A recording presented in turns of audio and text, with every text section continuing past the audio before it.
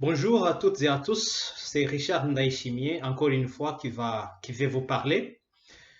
Dans cette leçon particulière, on va échanger par rapport à la stratégie RH et à la politique RH. Ce sont des notions qui sont souvent confondues, mais pourtant, ce sont des notions qui sont différentes. On va essayer de définir ces différentes notions.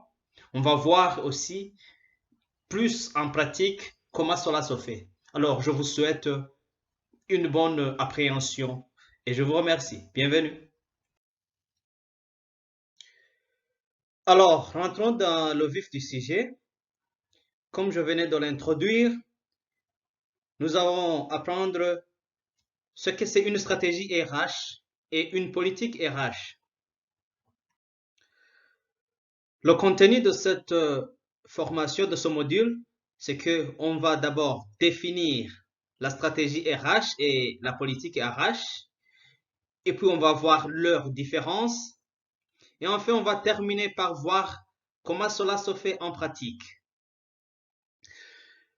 Dans la définition d'une stratégie RH, il faut savoir qu'une stratégie RH, c'est une vision sur le long terme de ce que c'est la cohérence entre le capital humain et les objectifs de compétitivité et de performance de l'entreprise.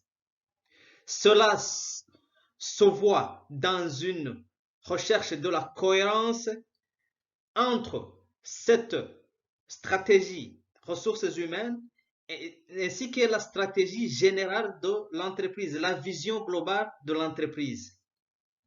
Et la vision globale de l'entreprise, ce sont des orientations stratégiques de cette entreprise qui lui permettront ou bien qui lui permettent d'obtenir le meilleur rendement possible de son capital humain. Tandis qu'une politique ressources humaines, il s'agit d'une mise en application de la stratégie ressources humaines tout simplement. Une stratégie ressources humaines qui est définie par l'entreprise sera exécutée par ce que l'on va appeler la politique, la mise en place d'une politique ressources humaines.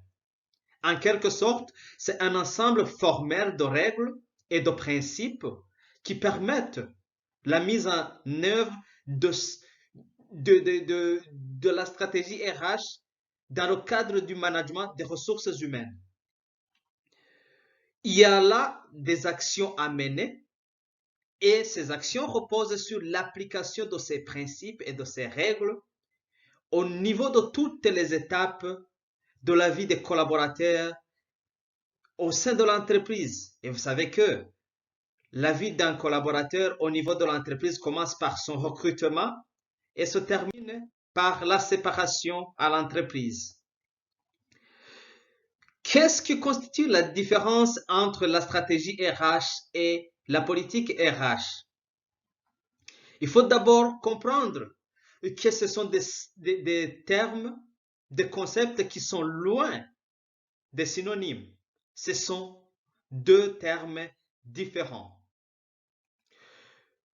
Mais il n'est pas rare de voir dans certaines entreprises, même les responsables ressources humaines confondre la stratégie ressources humaines à la politique ressources humaines. Pourtant, ce sont deux termes différents. Dans la fonction ressources humaines, il faut comprendre que la stratégie ressources humaines et la politique ressources humaines sont deux fonctions distinctes, mais qui sont complémentaires. On va le voir. On va voir que la stratégie ressources humaines est une mission, un processus d'anticipation. Il s'agit d'anticiper de la part des ressources humaines qui sont considérées comme des partenaires stratégiques. Les, Souvenez-vous, les responsables ressources humaines jouent le rôle de partenaires stratégiques en ce sens qu'ils contribuent à ce que la stratégie ressources humaines soit cohérente avec la stratégie générale de l'entreprise. Tandis que la politique ressources humaines, c'est une mise en application de cette stratégie à travers les différentes missions quotidiennes des responsables ressources humaines. Quand je parle responsable ressources humaines, ce n'est pas que le directeur de ressources humaines, c'est toute l'équipe en charge qui est en charge de la fonction ressources humaines. Plus pratiquement, comment est-ce qu'on met en œuvre la stratégie ressources humaines? Il faut savoir que c'est un processus d'anticipation qui est formé de 3 phases. Ces phases sont le recueil plus ou moins exhaustif des données. La deuxième phase, c'est la confrontation des données recueillies aux besoins réels de l'entreprise. Et enfin, la troisième phase consiste en l'élaboration d'une stratégie sur la base des nécessités qui ont été identifiées à partir des 2 précédentes phases. Allons-y dans la phase 1. La phase 1 qui concerne le recueil des données. Dans cette phase, l'entreprise ou bien les responsables de l'entreprise doivent commanditer une analyse approfondie de la situation actuelle des ressources humaines au niveau de l'entreprise. Et cela se fait grâce à des indicateurs pertinents qui sont recueillis au niveau de cette entreprise.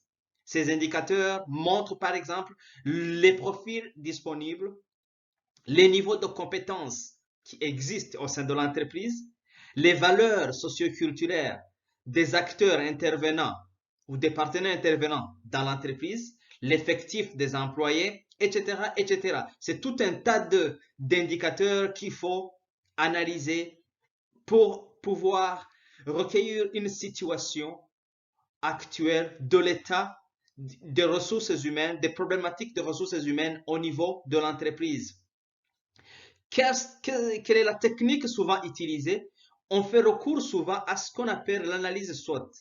C'est une analyse qui consiste à montrer les forces et les faiblesses en ce qui est des ressources humaines et à dégager les opportunités et les menaces dans cette même problématique des ressources humaines. C'est un outil qui va nous permettre de faire le diagnostic interne de l'entreprise afin d'avoir cette situation des problématiques ressources humaines. Ainsi, c'est la première phase qui se termine. La deuxième phase concerne la confrontation des besoins identifiés à la phase précédente à ce qui est réel, ce qui existe réellement dans l'entreprise.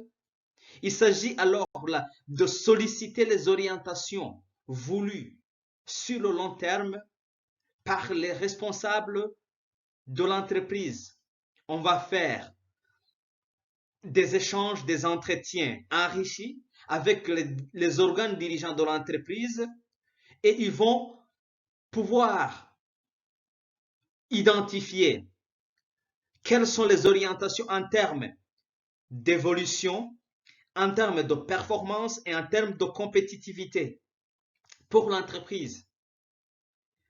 Et il s'agira à cette étape, en matière de confrontation, il s'agira de réaliser un comparatif avec des concurrents potentiels, des entreprises concurrentes au niveau de l'activité. Ça peut être des entreprises qui sont concurrentes directement avec l'entreprise ou indirectement. Il faudra aussi faire un comparatif avec leurs ressources humaines. La technique la plus utilisée pour réaliser ce comparatif, c'est le benchmarking, qui est une sorte d'étude comparative qui va permettre à l'entreprise de savoir ce que font ses concurrents, peut-être pour en tirer le meilleur. Et le benchmarking se réalise ou s'appuie sur une analyse détaillée de l'existant. Ça implique une recherche systématique. Ça s'applique à un prix, à un procédé. Toutes ces applications concernant le benchmarking va permettre à l'entreprise de faire ce comparatif afin de réaliser la phase de confrontation de l'état des besoins ainsi que les besoins réels au niveau de l'entreprise.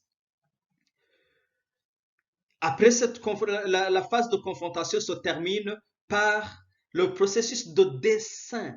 Il s'agit de dessiner les projections sur les futures grandes tendances qui influenceront le secteur d'activité de l'entreprise. Et là, par exemple, on pourra dessiner les évolutions législatives, économiques, démographiques, sociales, etc., etc. À son niveau aussi, il y a un outil qui est souvent utilisé, c'est le modèle Pester.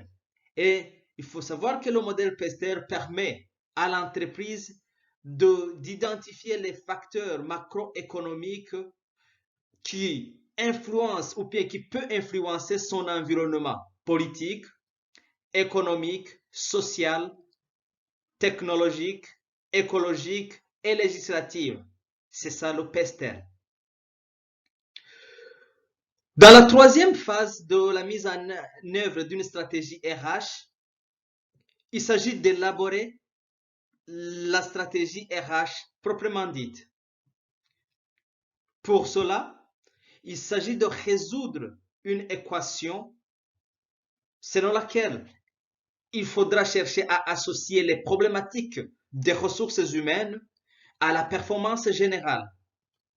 L'objectif pour cela est de favoriser l'évolution et l'épanouissement général des salariés. Donc, en mettant en place une stratégie ressources humaines, il faut toujours avoir à l'esprit que l'évolution et l'épanouissement général des salariés est la priorité. Et cela va permettre d'accroître la compétitivité de l'entreprise ainsi que la performance globale de l'entreprise. Alors, vous comprendrez que la mise en place, l'élaboration d'une stratégie ressources humaines va permettre à l'entreprise de garder, d'accroître sa compétitivité et d'accroître aussi sa performance globale. Dans l'élaboration de cette stratégie ressources humaines, les actions à mener sont, premièrement, la mise en évidence des problématiques présentes des ressources humaines pour mieux se projeter et anticiper les changements à mettre en place dans le futur. Deuxièmement, il faudra chercher la cohérence la plus totale. J'insiste, il faut chercher la cohérence la plus totale entre la stratégie générale de l'entreprise et la stratégie ressources humaines que l'on veut mettre en place. Cela va en ce sens qu'il faudra chercher une cohérence entre la stratégie générale et les changements à opérer, les compétences nécessaires, les formations à mettre en place, les recrutements à effectuer, ainsi que les modernisations des outils de travail à mettre en œuvre au niveau de l'entreprise. Cette stratégie ressources humaines devra être en cohérence avec la stratégie générale pour que l'entreprise puisse développer des activités, des stratégies qui lui permettront de rester compétitive ainsi que d'accroître sa performance globale. Pour la mise en œuvre d'une stratégie RH, il y a des questions qui peuvent guider les responsables ressources humaines. C'est une série de questions. En essayant de répondre à ces questions, on sera en train d'élaborer une stratégie ressources humaines.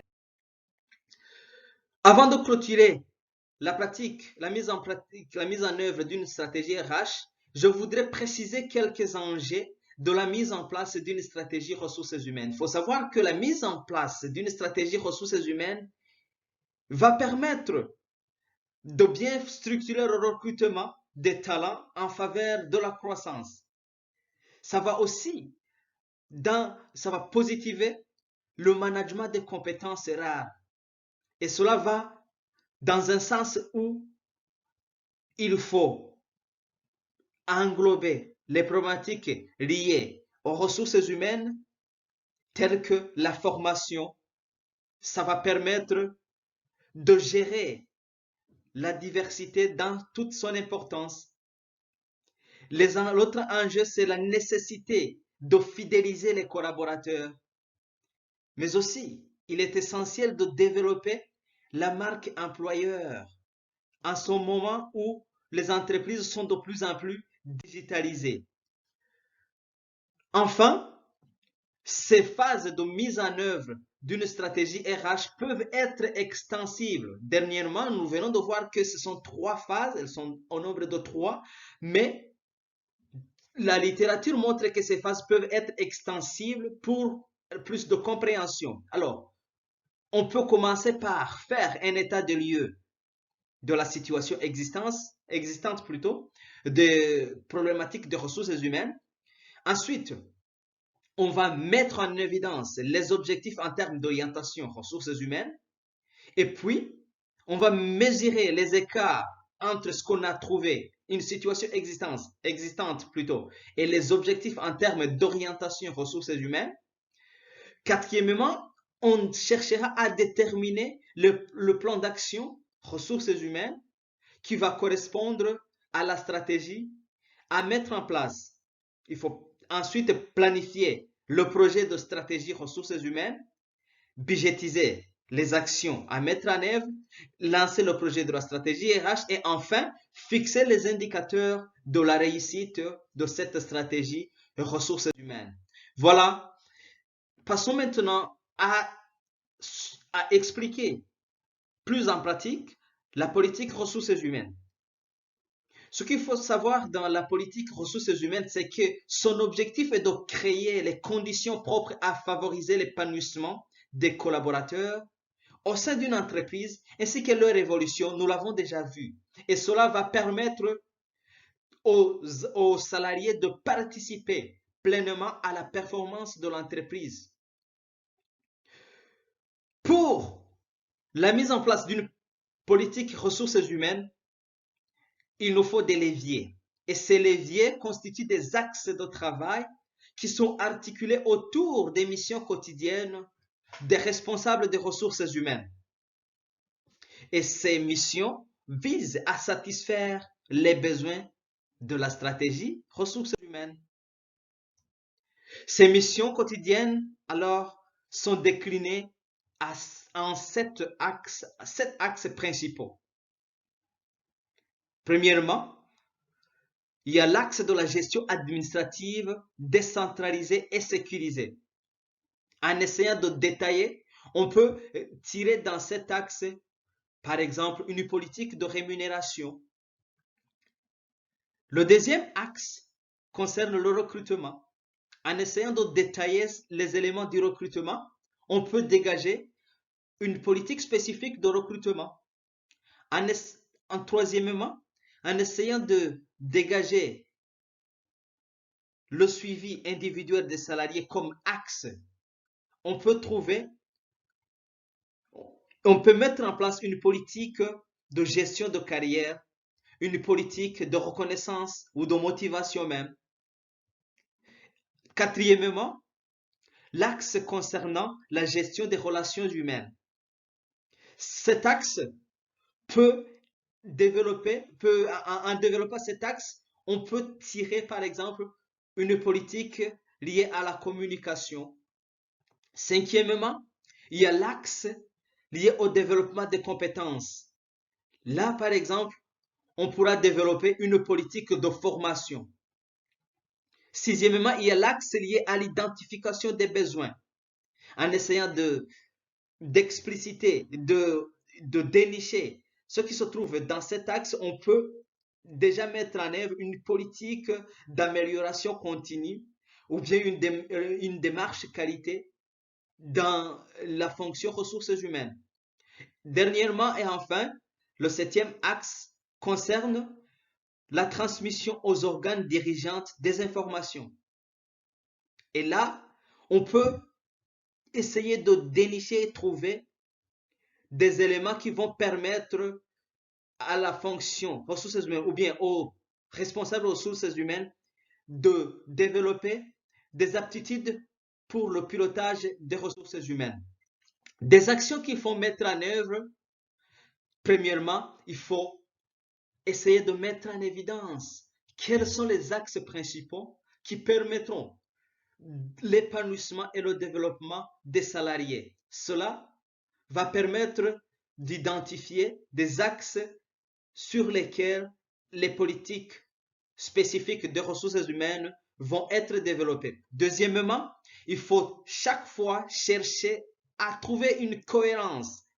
J'insiste sur la cohérence la plus totale entre la stratégie ressources humaines ainsi que les différents axes principaux qui ont été identifiés. Il faudra toujours se rappeler que la politique et ressources humaines découle de la stratégie des ressources humaines.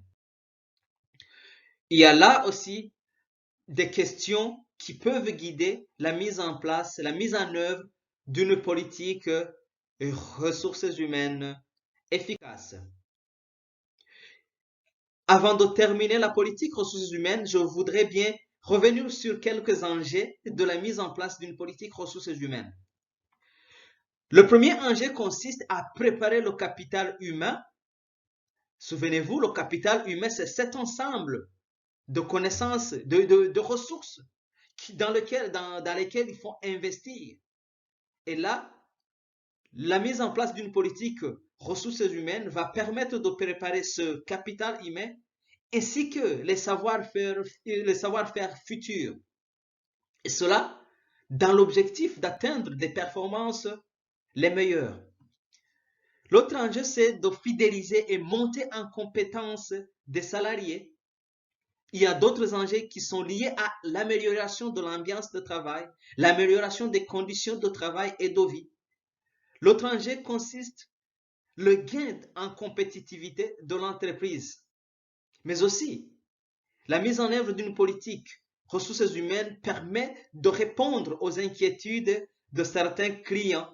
Il y a des clients qui sont inquiets parce que les ressources humaines sont en grève, par exemple.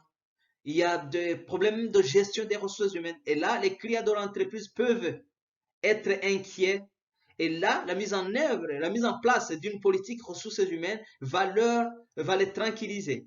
Enfin, le dernier enjeu, c'est d'accroître l'implication et la motivation des salariés.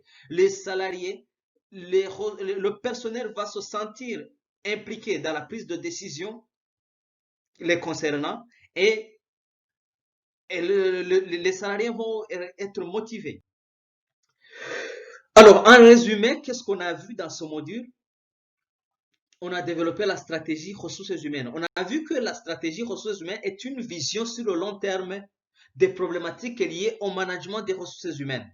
Tandis que la politique ressources humaines, il s'agit d'une déclinaison opérationnelle de la stratégie ressources humaines. Dans la recherche de la différenciation entre ces deux, on trouve que la stratégie RH et la politique RH sont différentes, mais elles sont indispensables. Pourquoi? Parce que les deux permettent la valorisation et le développement du capital humain. Ensuite, ces deux politiques RH, stratégie RH et politique RH sont complémentaires pour garantir la compétitivité ainsi que la performance globale sur le long terme au niveau des entreprises. C'était Richard Ndaishimie. Je vous souhaite un bon moment. Pour le moment, ça c'est mon adresse email si vous voulez me contacter. Et à bientôt dans de nouveaux modules. Je vous remercie.